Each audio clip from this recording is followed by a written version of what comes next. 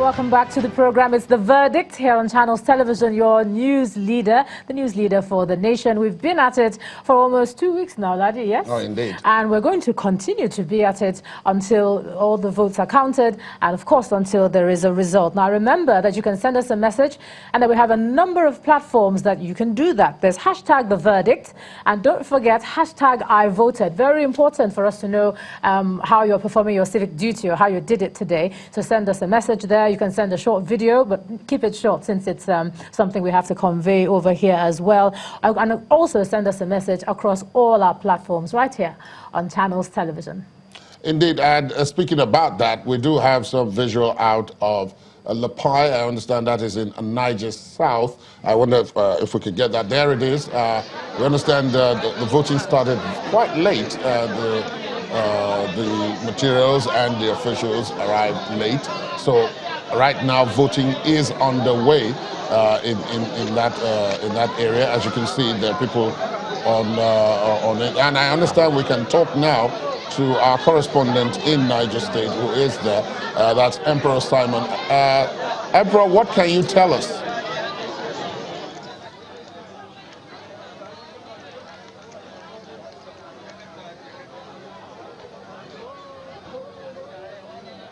Emperor Simon, can you hear me?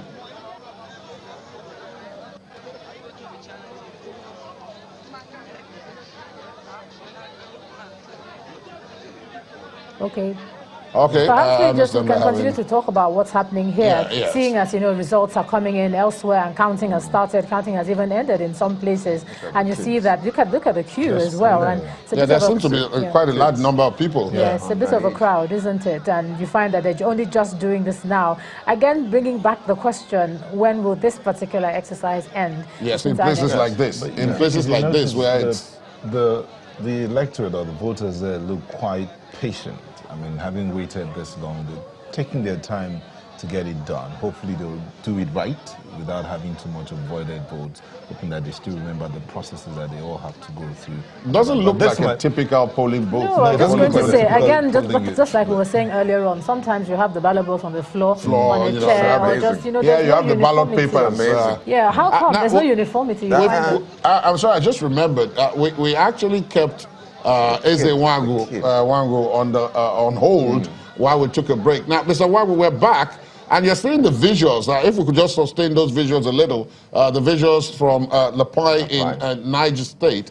If we could just sustain those visuals a little, I want you to take a look at this as a typical situation and talk to it. How would this kind of situation end, considering what we've heard earlier about elections going on till the next day, where you have this kind of scenario?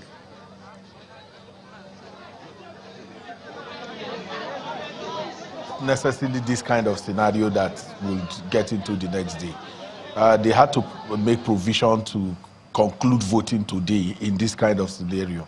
The scenario that the guideline talks about is where the card reader malfunctions and they were unable to activate it and get it working. In this situation, I'm sure that they will devise and make provision to ensure that voting is concluded today. So it's not this kind of situation that the guidelines is referring to. Really, what has happened is that you task citizens and community around those areas now to begin to provide touchlights, provide all kinds of things to ensure that this voting is not healthy, is not an ideal situation, but you will not stop this process. Mr. Wangu, let me again put you on pause, because I understand our correspondent there can now report. Emperor Simon. All right, thank you very much. At the moment at Badidi Ward, that's polling unit number 003 in Lapai local government area, which is in Niger South. Voting actually started very late at about 10 a.m.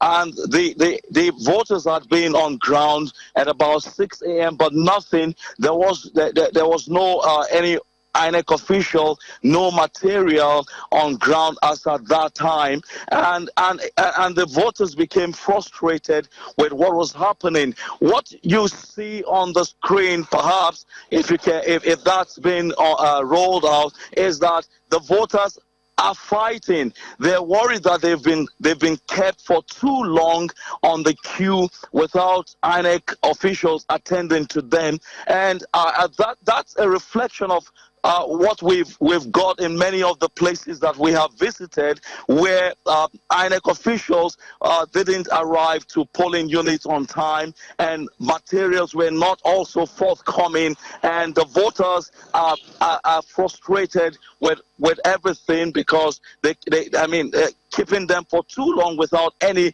reason being given to them is something that they cannot bear. And at the moment, the voting is still going on in this Badidi ward, whereas what you get in some places is that the votes are already being sorted out and counted. But in Badidi ward, the reverse is the case, and it's already getting dark, and we have at least about 200 voters still waiting, some even waiting to be accredited at this time, while some are waiting to cast their vote. It's really not a good one for the voters, and they're not happy because, like we spoke with some of them, they expected that INEK would have perfected all their plans before now. So that's the situation at the moment, and we will keep giving you an update on what's happening. Over to you in the studio.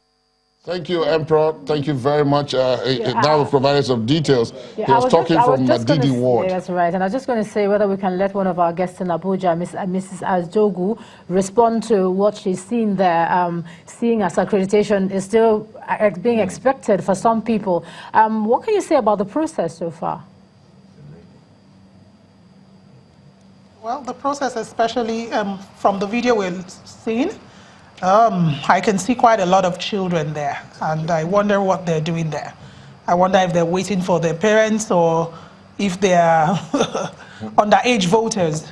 And it's not a very good sight. And having more than 200 people yet to be accredited or voting is not a process that will take just 2 hours, and then the lights are already dimming in and all that. I just wonder what's going to happen, and I really ask for INEK's intervention in any way they can to make this a seamless process and for it to end today so that, you know, we can carry on. Just see the video and see so many children there. Can you respond to something else? And I know that we took a lot of we took a lot of time to talk about how to roll the ballot paper up, and I believe the INEK chairman had a demonstration about how that should be done.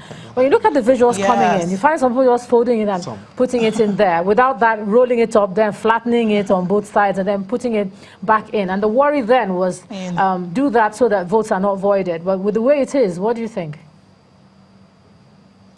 I experienced that a lot with the polling. In fact, I turned myself into a policewoman or someone that was just giving information to people. I said, flatten it, and the man said, I've done it. And one of them just, you know, a lot of them were just sticking it anyhow. And I'm like, this box will be too full, and other people won't have space to put in theirs.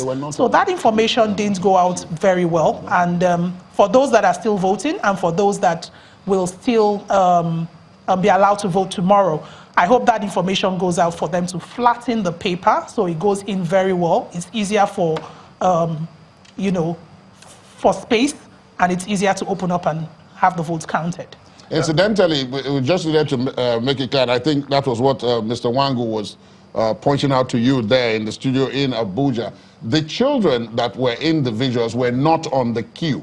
They were not on the queue for voting. They were with their mothers mostly, because there are a lot of women in the vicinity, as you can see. So in our problem, the children were with their mothers. So in this particular instance, we don't have evidence from these visuals of underage voting. Just to put that out there at this point. Okay. Okay, Mr. Zogo, the fact that INEK is talking about this process and the reports they are getting from across the country about how the elections has gone so far, do you think INEK is really owning this process as they ought to? I'm talking about Ms. Ifeoma Zogo at this point. There are questions for you. Personally, I don't think INEK has owned this, you know, to the degree that they should own it. They're called the Independent Electoral Commission, and there are quite a few decisions I think they should take quickly and, you know, strategically to ensure that all votes are done as at when due and counted properly. Nigerians are not as happy, and INEK, I think you have more room to own this better than you are doing right now. But what would you want them to do? Seeing that the elections have gone, we've not had INEK talk to the people as much as they've spoken in this period. What else would you want INEK to do better? Okay, this was like the areas where they don't have, where the voting hasn't taken place. I believe there is something they can do.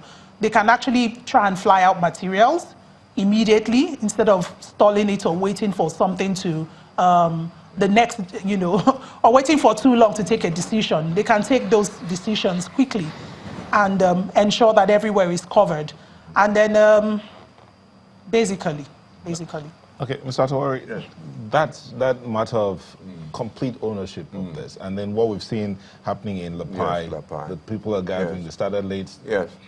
Some people might argue that all the percentages told us by Mr. Okoye are undermined by this failure here. You want a across-the-board consistency. But I think the point that the guest made about faster decision-making is important. Perhaps we need to decentralize decision-making so that you don't have to wait for the top to inform you to exercise some initiative in covering, you know, situations like this. Again, it is the nature of the institution, INEK, that is key. The culture that it has. For me, it must interrogate why there is delay. Lapai is not some distant place in the middle of a desert. It's a market town.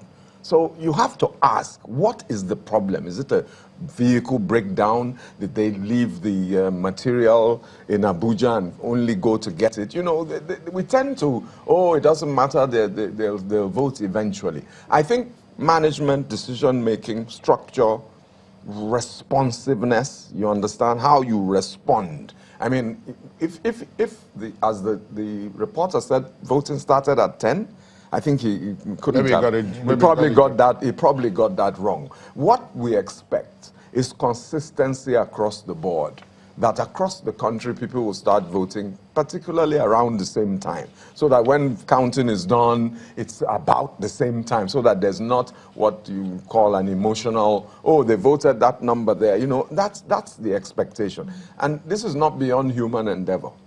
This is an institutional structure. What is the culture?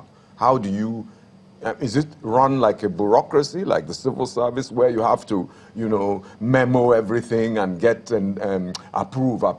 Or is it run more like a management where people are given more initiative and therefore also take accountability? Because what you find is that there's hardly any accountability. Who is responsible for failures, and how does the institution deal with it so as to avoid it? What we do is we tell stories. It's like the typical Nigerian who will tell you about his journey to the east. It was tough, the road was bad, there was go slow and all, you know, but we need to move beyond that. Perhaps I should let Professor Adinkalu weigh in on this as well, taking from what Mr. Atawari said last. Who is responsible, who is accountable, and how can we do this differently so that we don't have these stories all the time? Look, there's enough blame to go around. The question is not how can we do this, but who do we make accountable? If you go back to 1979, since we started presidentialism, nobody has been held accountable for any failure in the electoral system today. Exactly. I think I've said this before. When if you read the report of the Bolarinwa Babalaki Commission of Inquiry into FEDECO, which was submitted in 1986. The report that at the time the military took over at the end of 1983, there were 2,818 cases of electoral malfeasance pending in the courts. The military discontinued all of them. Since then, we've not really prosecuted anybody for electoral offenses. And I personally, as chair of the National Human Rights Commission in 2015, took to this present Attorney General of the Federation a bulk of cases of electoral malfeasance for him to prosecute. That was done in December 2015. He did not even acknowledge it. And we went with a mass of evidence from the commission.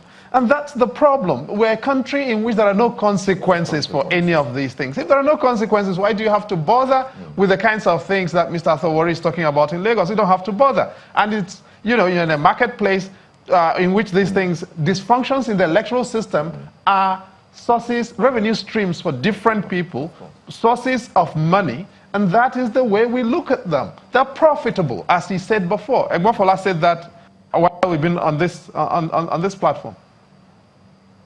Yes, I was also going to ask you to weigh in on the different timings that we have now. I know that the INEK National Commissioner talked about whenever there is a report, you know, they will look into it, look at the veracity of the report, and then determine what to do. In some cases, perhaps it will be the next day. With this kind of shift in different areas, when do you think we'll see a result?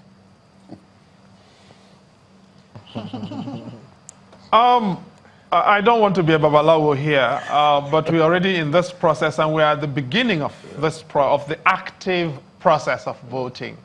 There are different things. Collation is a multi-stage process. It's 5 stages, I believe. From you count at the polling unit, then you start collating from the 8,809 wards across the country. It goes up to 774 local government areas, 36 states and federal capital territory. And finally, it gets to the International Conference Center, where the chairman of the INEK, as the National Electoral, the commissioner, will be there to be handing out the verified results.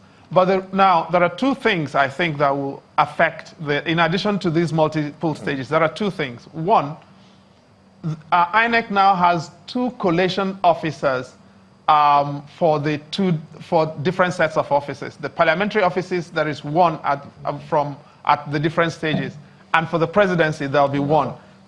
In 2015, there was 1 person doing both of those. So they will save some time on that. But in 2015, we had about, was it 14 or so presidential candidates? Now we have 73. All the results will have to be filled in by hand, manually. So you have forms with 70 entries, or 73 entries. We will fill each and every one of those manually, 73 entries, at each different level, and make 10 duplicates, 10 copies of each of those entries.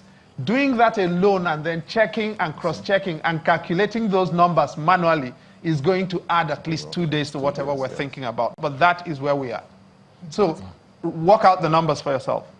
So in that case, all these delays from across the country, the ones that will go on late into the night, the ones that will take place tomorrow, if indeed there will be those that will take place tomorrow, so on, we are going to see the final impact. As you said, we'll put aside the blame, but we're going to see the final impact at the end of the process. Yeah. Yes. Precisely. But Mr. Warren, are there implications for that legally? No, not if the process follows set rules and regulations.